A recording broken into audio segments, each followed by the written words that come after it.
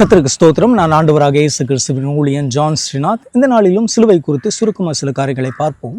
சிலுவை நமது அடையாளம். ரோமர் 6 அதிகாரம் 6 வசனத்திலே, நாம் இனி பாவத்துக்கு ஊழியம் செய்யாதபடிக்கு பாவ சரீரம் ஒளிந்து போகும் பொருட்டாக நம்முடைய பழைய மனுஷன் அவரோடு கூட சிலுவையில் அறையப்பட்டிருக்கிறது என்று அறிந்திருக்கிறோம் என்று வாசிக்கிறோம். நமது அடையாளம் என்பது வெற்றி, அந்தஸ்து அல்லது பிறர் என்னை பற்றி என்ன நினைக்கிறார்கள் என்பதிலிருந்து வருவதாக உலகம் நமக்கு சொல்கிறது. ஆனால் வேதாகமும் ஒரு ஆழமான உண்மையை வெளிப்படுத்துகிறது. அது என்னவென்றால், நமது அடையாளம் சிலுவையிலே காணப்படுகிறது என்று.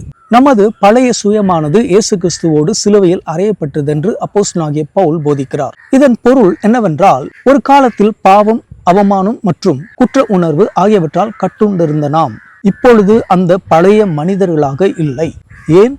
ஏனெனில் சிலுவையானது நமது இருப்பின் ஆழத்தையே மாற்றியமைக்கிறது. சிலுவையினிடத்திலே நமது பழைய சுயமானது சிலுவையிலே அறையப்படுகிறது. பாவம் நம்மீது கொண்டிருந்த ஆத்திகத்தை இழக்கிறது. நாம் அடிமைத்தனத்திலிருந்து விடுவிக்கப்படுகிறோம்.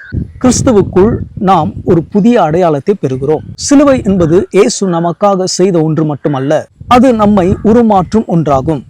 நாம் இனி நமது கடந்த காலத்தாலோ, நம் தோல்விகளாலோ அல்லது நமது போராட்டங்களாலோ வரையறுக்கப்படுகிறதில்லை.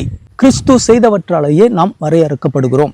நாம் சிலுவையை தழுவி கொள்ளும் போது இவ்வாறு கூறுவோம்: எனது பழைய வாழ்க்கை மாறிவிட்டது, இப்போது நான் கிறிஸ்துவுக்கு சொந்தமானவன் என்று சொல்லி.